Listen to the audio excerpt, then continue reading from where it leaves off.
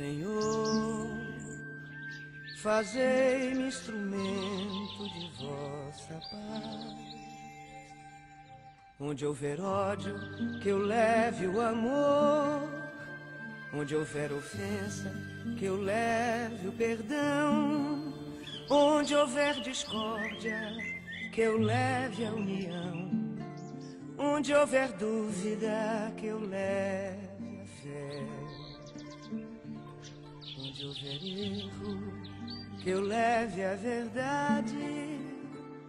Onde houver desespero, que eu leve a esperança. Onde houver tristeza, que eu leve a alegria. Onde houver trevas, que eu leve a luz.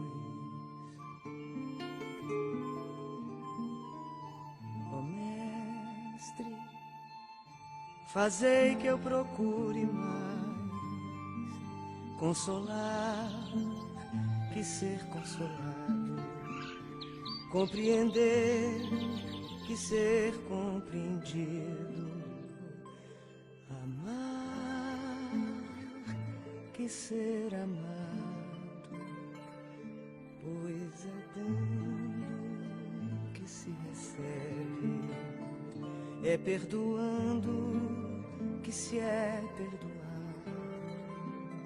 e é morrendo que se vive para a vida eterna.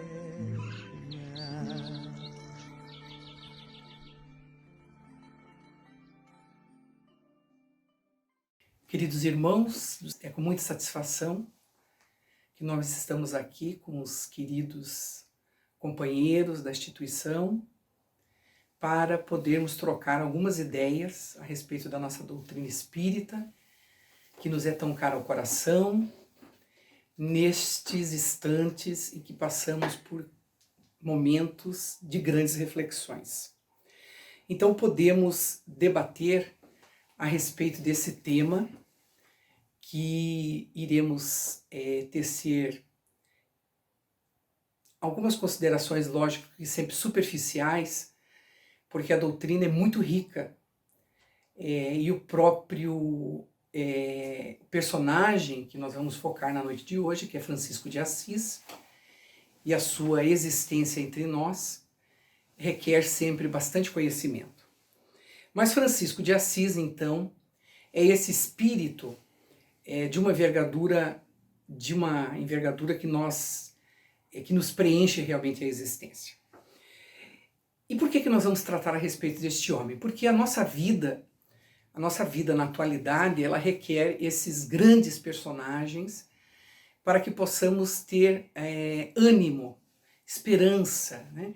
Para que nós possamos, como diz César Braga Said, termos a oportunidade de refletirmos a respeito deste grande homem que nos reflete esse sol de primeira grandeza, que teve a capacidade de extrapolar os limites históricos do seu tempo. Francisco fez isso.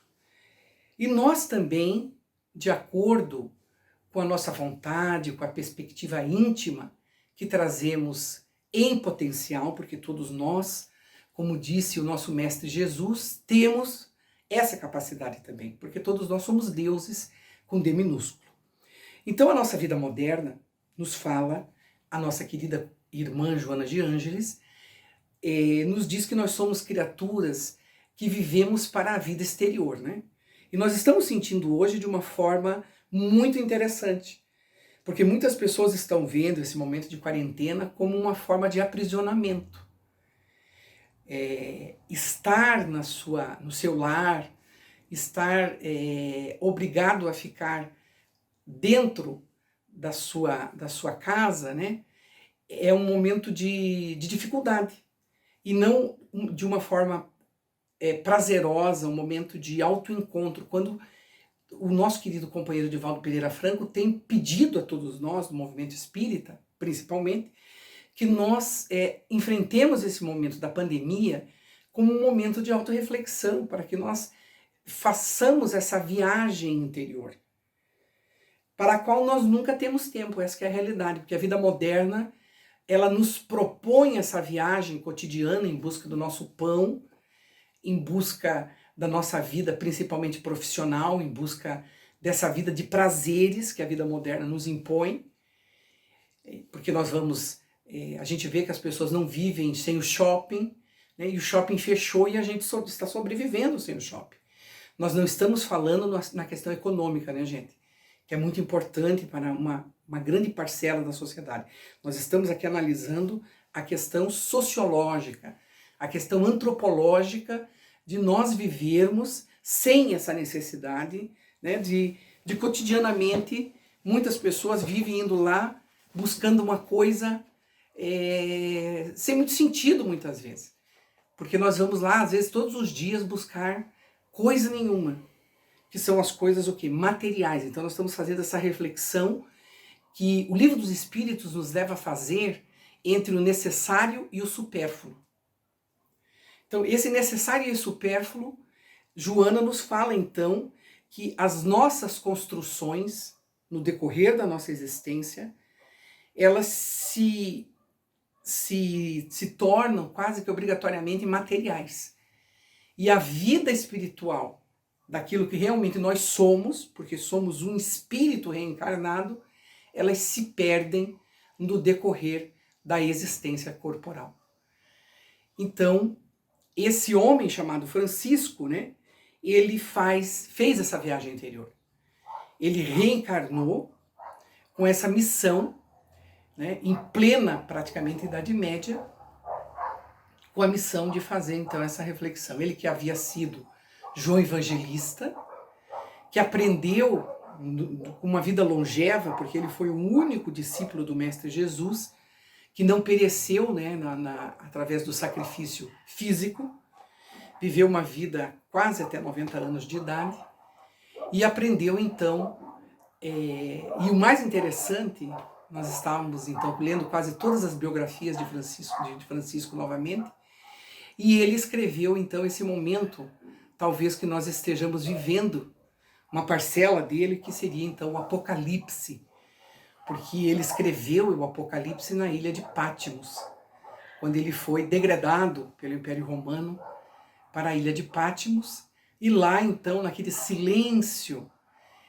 ele vivendo então uma vida espiritual, e os seus carcereiros, né, que eram soldados do Império Romano, não compreendiam aquele homem que conseguia viver nos dois planos, no plano material e no plano espiritual, e conversava com o vento, conversava com os pássaros, conversava com as pedras, conversava com os peixes, aprendeu a dialogar com a natureza principalmente, porque ele tinha esse amor inescindível a tudo que existia como seres da criação. Esse amor, né? Então, por isso que João escreveu que Deus é amor. E ele viveu intensamente esse amor pelo Cristo, porque ele conheceu Jesus nas bodas de Canaã, naquelas bodas festivas, e esteve ao lado de Jesus no seu momento crucial, naquele momento de extremo sacrifício de Jesus, naquele momento de doação integral do Cristo na sua crucificação. Então, João Evangelista foi esse homem que reencarna na figura de Francisco, nos mostrando então a sua missão. E Joana, numa mensagem belíssima, no livro Sol de Assis, ela nos diz o seguinte, né, que Francisco renasceu naquele momento em que Jesus também já havia sido esquecido pelos homens. Porque nós esquecemos facilmente aquilo que nos obriga ao sacrifício. Porque seguir Jesus exige sacrifício. Né? Porque a vivência religiosa efetiva não é se travestir ou o apanágio de nos dizermos cristãos através de uma denominação religiosa. Porque isso não nos torna religiosos, efetivamente. Mas vivermos a religião em espírito. E é isso que Francisco fez efetivamente quando ele retorna, trazendo então esse mandato divino de imitar com perfeição a figura do nosso inesquecível Mestre Jesus. Então o Espírito de Jesus Cristo havia desaparecido do convívio real entre as criaturas daquele tempo, e nós transferimos para a atualidade, crucificado nos dogmas, também nós colocamos isso na atualidade, embora vigesse nas almas simples e ingênuas. Talvez, né? Em alguns sofredores que se apegavam à esperança da paz e à conquista do reino dos céus. Então, esse reino dos céus, que nós espíritas compreendemos com bastante hoje perfeição, que esse reino não existe em lugar algum. Esse reino que confundiu Pilatos no momento em que Jesus conversa com perfeição, com aquele homem material, que o reino, né, que todo mundo procura, o reino do poder, o reino da ganância, o reino da materialidade, não existe. Esse reino dos céus existe dentro de cada um de nós, que é a nossa paz de consciência. Quem está em paz com a sua própria consciência está gradativamente construindo dentro de si o reino dos céus. E Francisco, que havia reencarnado com essa missão, também passou como São João da Cruz, e todos os grandes missionários e todas as criaturas humanas passam. Porque nós queremos passar pela existência humana sem nenhuma tristeza, sem nenhuma dificuldade, sem nenhuma dor. E somos espíritos endividados e somos espíritos que, fazendo normalmente a opção por uma vida de prazeres desregrados, não queremos conviver com o sofrimento. E muitas pessoas estão perguntando por que a Covid-19 está sobre a Terra. Como se ela não fosse fruto dos nossos equívocos, infelizmente. Né? Ela é fruto das nossas dificuldades ainda, do mundo de provas e expiações.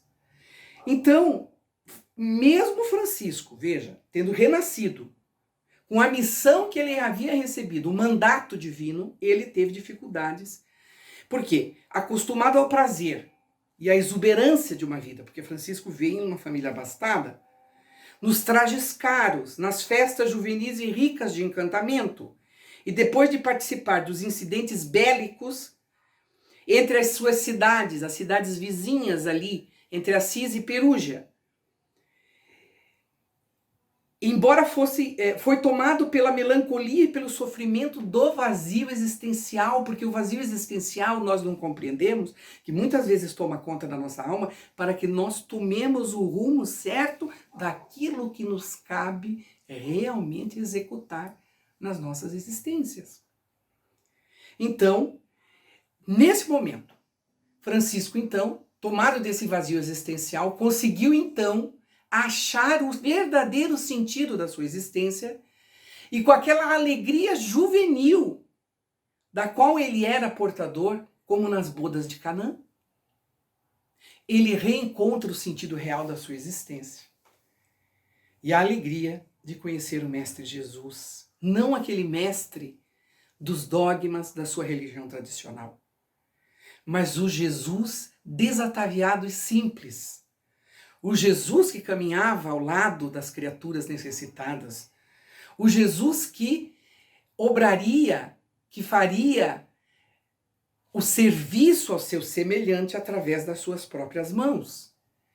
Então ele abandona o luxo, os prazeres e se torna aquele discípulo bem-amado. E faz esse casamento supremo, né, com toda alegria, não com tristeza, não com aquele ranço que a igreja da Idade Média coloca, né, com aquela visão de morte, não, com a alegria. Então diz aqui Joana de Ângeles, em passagens belíssimas do seu texto de abertura do livro Francisco Sol de Assis, de César Braga Said, que ele renunciou a tudo e a todos, menos ao ideal de amar. Então quem ama nunca é infeliz ou triste. Ele amava a vida, ele amava ao próximo, ele amava a natureza, ele amava a tudo que estava ao seu redor. E o seu amor inundou a terra de alegria e de bênçãos. Ele era o cantor, ele era o trovatore de Dio. Então, ele era feliz, fazendo que o planeta nunca mais fosse o mesmo após a sua entrega. É a história ímpar de total doação a Jesus. A sua é uma existência de renúncia sem igual, de sofrimento sem masoquismo, né? Sem masoquismo, por eleição pessoal, portador de força indomável da vitória do espírito sobre a matéria. Então é aquela pessoa que vence a matéria, o espírito se sobrepondo a ela. Francisco transformou-se no sol de Assis, que passou a iluminar a terra toda. Depois de Jesus, ninguém se iguale, e mesmo antes dele. Então, nós vemos a grandeza desse homem inigualável chamado, né, Francisco de Assis, que muitas vezes nós reverenciamos, né, nós vemos, eu já vi, e isso não é crítica, porque todas as vezes que nós observamos é motivo do aprendizado, é motivo para que nós reflexionemos a respeito do nosso próprio comportamento. Nós já vimos Francisco nas salas das maiores autoridades, muitas vezes públicas do nosso país, na qual aquela pessoa está tão distante da vivência da figura de Francisco. Porque não adianta nada a gente ter a imagem de Francisco, eu tenho várias, porque a gente admira tanto e fala tanto de Francisco que as pessoas nos dão de presente, etc. E a gente fica muito agradecido com aquela lembrança, com aquela imagem, com aquele carinho que as pessoas nos depositam de afeto. Mas, mais importante que nós gostarmos da figura, mais importante do que isso, é a gente tentar colocar aquela figura muito próxima do nosso coração e procurarmos segui-la, viver a mensagem que aquela pessoa deixou. Essa é a grande... Porque veja, se Francisco não tivesse feito do Evangelho de Jesus, porque na realidade Francisco não criou nenhuma ordem, ele sequer se tornou religioso. As pessoas não sabem disso. Francisco, dentro da hierarquia da Igreja Católica, ele é um diácono. Ele não era um padre. Ele não se ordenou religioso. E ele teve que fazer a aprovação da sua ordem de viver os três princípios, que ele retirou do Evangelho do Cristo, que era a pobreza, que significava o quê? A renúncia,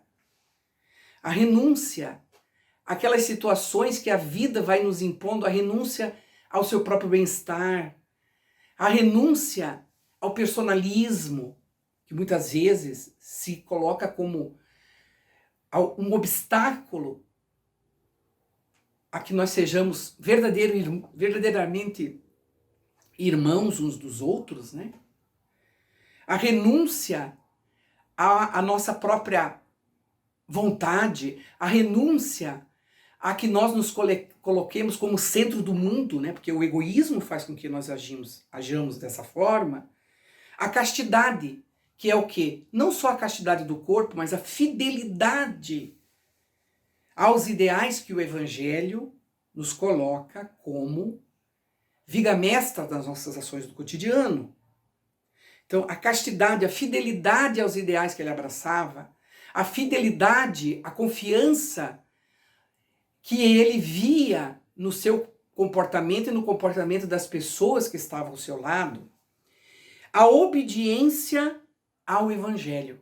Então, todas as regras do seu comportamento diário, Francisco tirava do Evangelho de Jesus.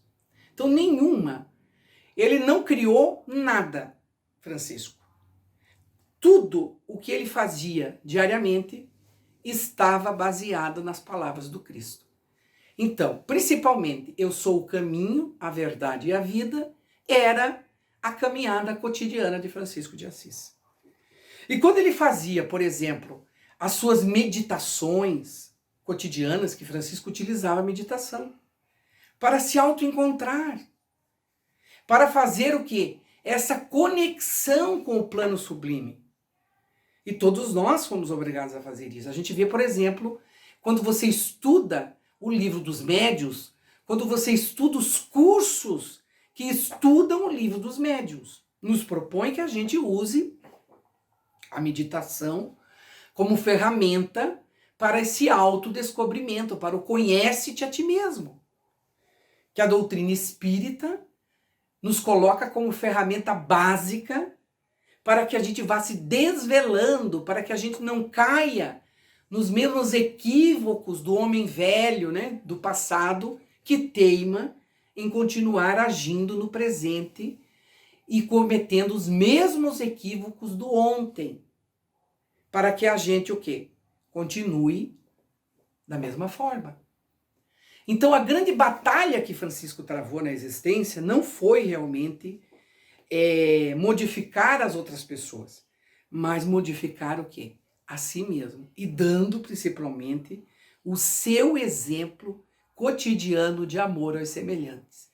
Começando esse amor com as pessoas que estavam à sua volta. É muito bonito a gente ver o amor de Francisco, aquelas pessoas que foram contagiadas por sua mensagem, que foram os seus companheiros de caminhada, os seus discípulos. Porque a gente vai angariando os companheiros que são contagiados pelo nosso ideal. É normal. E Francisco, olha, que teve realmente pessoas como nós vamos vendo da falange de Francisco, né? A falange de Francisco é uma coisa impressionante na espiritualidade. Começando por essa mulher que nós vemos hoje, denominada Joana de Ângeles, e que foi, na época de Francisco, Clara de Assis. E que foi, na época de João Evangelista, Joana de Cusa, que conheceu aquele jovem e que travaram ali aquele amor espiritual que continua até os tempos da atualidade, construindo então esse amor transcendente que cria essas sementes de espiritualidade, a exemplo da Mansão do Caminho em Salvador. Porque Joana pede a Francisco de Assis que ele seja o patrono da Mansão do Caminho. E para que ele fosse então patrono da Mansão do Caminho, Francisco coloca como base desta obra que ele seria patrono da Mansão do Caminho, ele seria o líder espiritual, ele daria o seu aval, a sua força psíquica da espiritualidade, aquela Mansão do Caminho, se a Mansão do Caminho tivesse como destino os filhos do Calvário, as criaturas necessitadas, as mais carentes, as ignorantes, as desprovidas, tanto espiritualmente como materialmente, de acesso, as excluídas, aquelas que estão à margem da sociedade, aquelas que não são lembradas, porque nós sabemos que na trajetória de Francisco, para que ele lembrasse da sua missão, ele teve que despertar. Sempre nós despertamos quando nós temos sensibilidade com aqueles pares sociais. E Francisco foi despertado sempre por aquelas pessoas mais necessitadas. E quais eram os mais necessitados?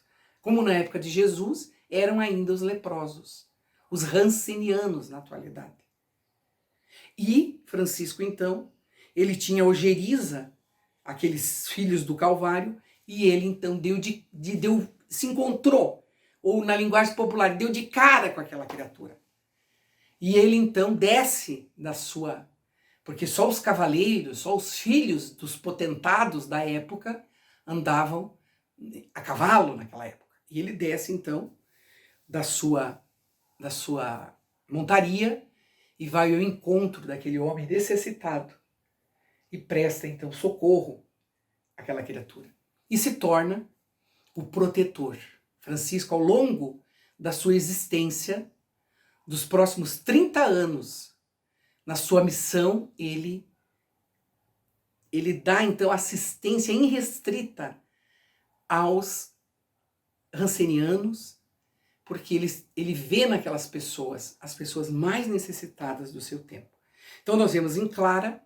Clara era uma jovem de rica família de Assis, e ela encontra no seu coração, claro, um espírito também missionário, e encontra ressonância integral da mensagem de Francisco no seu coração feminino. Não consegue, porque a mulher tem dificuldades terríveis ao longo da história de viver como Francisco viveria a mensagem do Cristo. Mas ela fica então, ainda que confinada no convento, ela vai e vive a mensagem de Jesus. Está lá o convento belíssimo em Assis.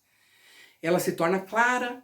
Nós temos a figura que Francisco conhece pessoalmente, que é Antônio de Pádua, um dos grandes mensageiros da figura do Cristo, um dos grandes oradores, que ele era um orador. Francisco fica impressionado quando conhece Antônio de Pádua, porque era Antônio de Lisboa, ele era português, e vem então concluir a sua missão nessa existência na Itália, e fica na cidade de Pádua, por isso que ele se torna então Antônio de Pádua.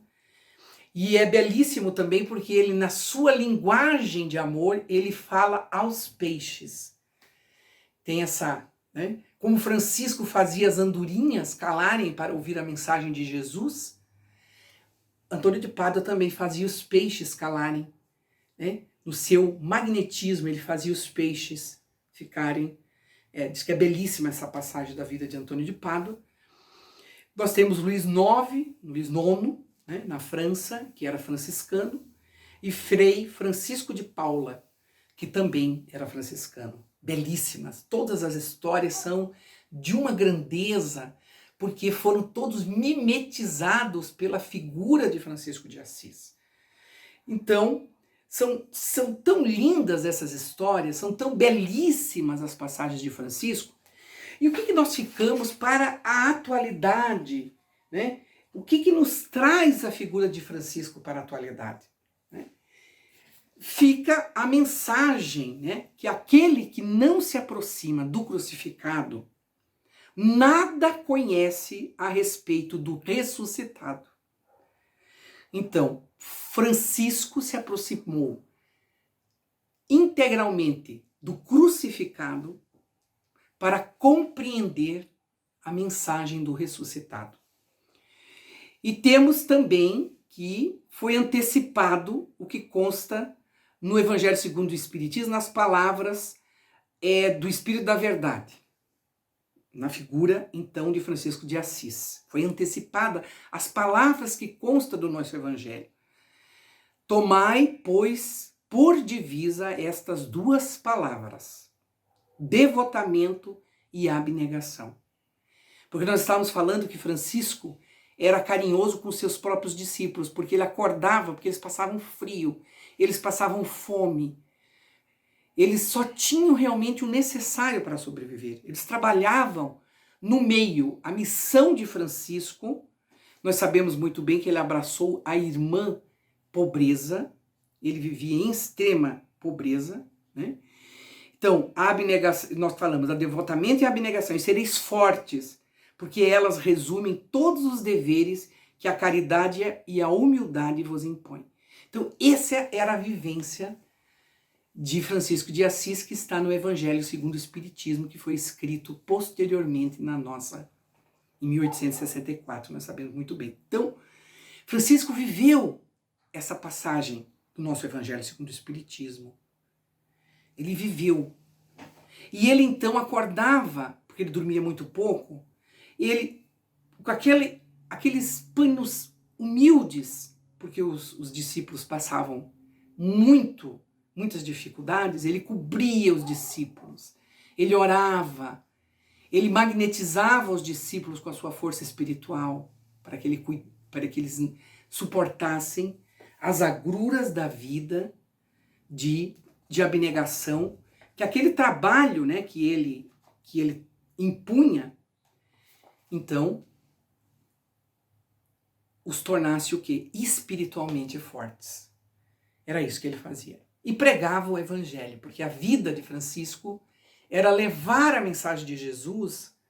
Como Jesus espalhou os discípulos pelo mundo, ele acreditava que quanto mais nós divulgássemos a mensagem do Cristo, não só em palavras, mas através das nossas ações, nós realmente estaríamos cumprindo as nossas missões nessa existência. E o seu grande exemplo como homem era o desapego que nos faz livres. Vejam que interessante, o desapego.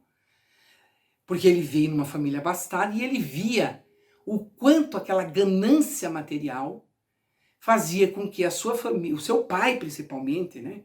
Porque a sua mãe já era uma pessoa de uma grandeza espiritual diferenciada, muito diferenciada. Agora, o seu pai não, o seu pai era uma pessoa apegada às coisas materiais, tanto é assim que quando Francisco se torna, né, aquele homem dedicado às coisas apenas do espírito, se causa um problema familiar terrível dentro da família.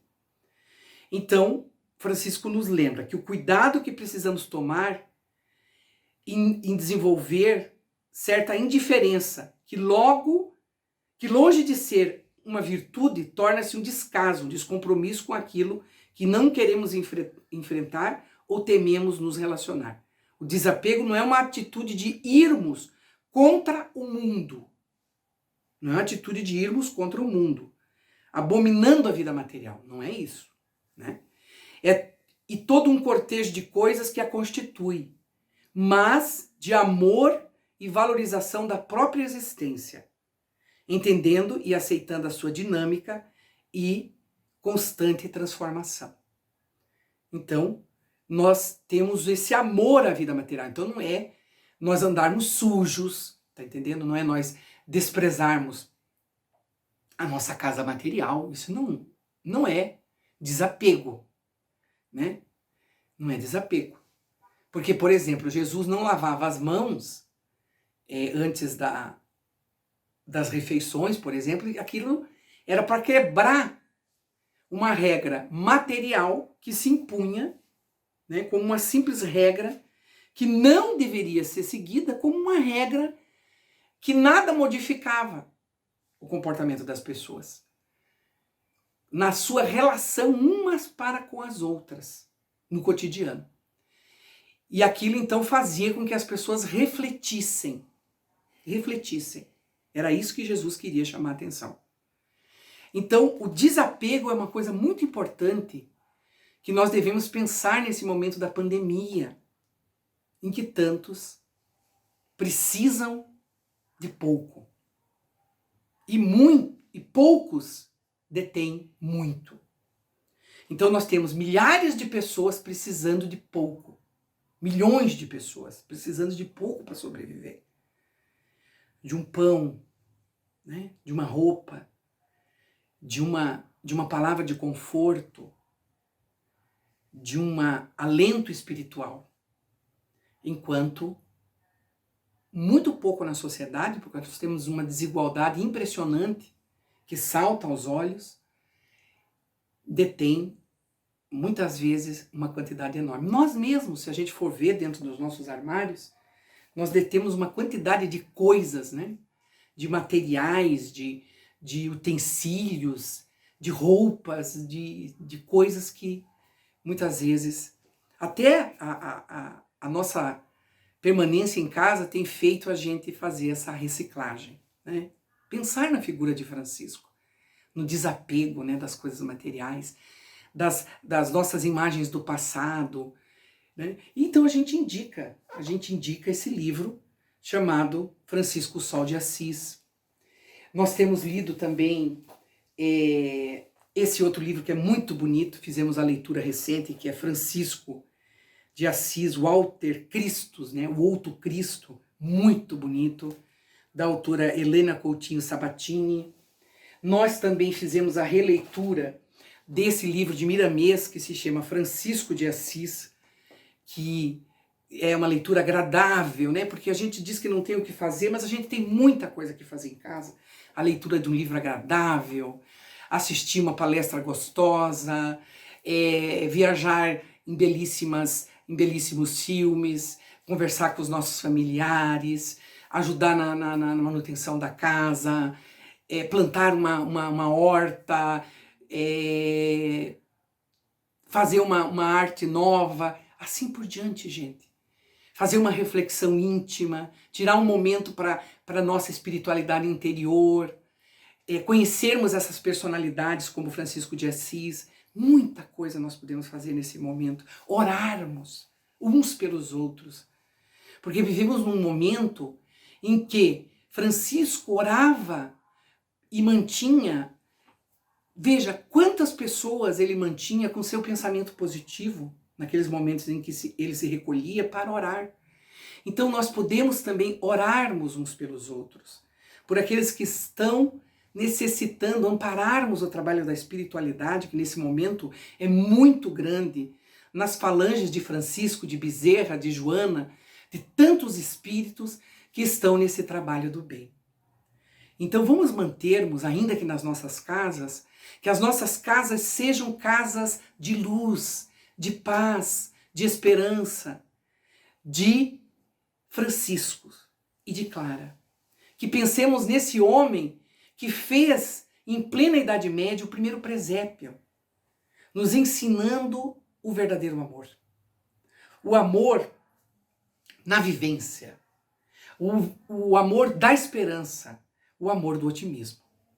Que ele, então, e Clara, que ele e principalmente nosso Mestre Jesus, na gratidão que nós devemos manter dentro das nossas almas, fiquem conosco. Mantenham-se conosco no decorrer de todos os dias que virão nas nossas existências. Muita paz.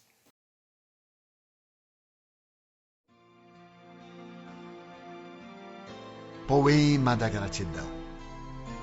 Senhor Jesus, muito obrigado pelo ar que nos dás, pelo pão que nos deste, pela roupa que nos veste, pela alegria que possuímos, por tudo de que nos nutrimos. Muito obrigado pela beleza da paisagem, pelas aves que voam no céu de anil, pelas tuas dádivas mil. Muito obrigado, Senhor, pelos olhos que temos, olhos que veem o céu, que veem a terra e o mar, que contemplam toda a beleza, olhos que se iluminam de amor ante o majestoso festival de cor da generosa natureza. E os que perderam a visão, deixa-me rogar por eles ao teu nobre coração. Eu sei que depois desta vida, além da morte, voltarão a ver com alegria incontida. Muito obrigado pelos ouvidos meus, pelos ouvidos que me foram dados por Deus. Obrigado, Senhor, porque posso escutar o teu nome sublime e assim posso amar. Obrigado pelos ouvidos que registram a sinfonia da vida, no trabalho, na dor, na lida, o gemido e o canto do vento nos galhos do olmeiro, as lágrimas doridas do mundo inteiro e a voz longínqua do cancioneiro. E os que perderam a faculdade de escutar, deixa-me por eles rogar. Eu sei que no teu reino voltarão a sonhar.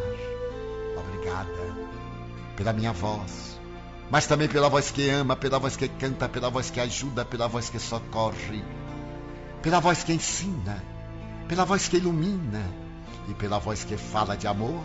Obrigado, Senhor. Recordo-me sofrendo daqueles que perderam o dom de falar e o teu nome sequer podem pronunciar. Os que vivem atormentados na afasia e não podem cantar nem à noite nem ao dia. Eu suplico por eles, sabendo que mais tarde no teu reino voltarão a falar. Obrigado, Senhor, por estas mãos que são minhas, alavancas de amor do progresso da redenção. Agradeço pelas mãos que acenam a deusas, pelas mãos que fazem ternura e que socorrem na amargura, pelas mãos que acarinham, pelas mãos que elaboram as leis, e pelas que as feridas cicatrizam, retificando as carnes partidas, a fim de diminuírem as dores de muitas vidas, pelas mãos que trabalham o solo, que amparam o sofrimento e estancam lágrimas, pelas mãos que ajudam os que sofrem, os que padecem, pelas mãos que brilham nestes traços como estrelas sublimes fulgindo nos meus braços, e pelos pés que me levam a marchar, ereto, firme a caminhar, pés da renúncia que seguem humildes e nobres sem reclamar, e os que estão amputados, os aleijados, os feridos e os deformados, os que estão retidos na expiação por crimes praticados noutra encarnação. Eu rogo por eles e posso afirmar que no teu reino, após a lida desta dolorosa vida, poderão bailar e em transportes sublimes com seus braços também afagar. Sei que lá tudo é possível quando tu queres ofertar, mesmo que na terra pareça incrível. Obrigado, Senhor, pelo meu lar, o recanto de paz, a escola de amor, a mansão de glória, o pequeno quartinho, o palácio, o tapera, o tugúrio, a casa de miséria. Obrigado, Senhor, pelo amor que tenho, pelo lar que é meu. Mas se eu sequer nem o lar tiver, o teto amigo para me abrigar, nem outra coisa para me confortar, se eu não possuir nada, senão as estrelas e as estradas, como sendo leito de repouso e o suave lençol, e ao meu lado ninguém existir, vivendo e chorando sozinho ao léu, sem um alguém para me consolar, direi, cantarei ainda, obrigado, Senhor, porque te amo e sei que me amas, porque me deste a vida jovial, alegre, por teu amor favorecida. Obrigada, Senhor, porque nasci. Obrigado, Senhor, porque creio em ti e porque me socorres com amor hoje e sempre. Obrigado, Senhor. Amélia Rodrigues.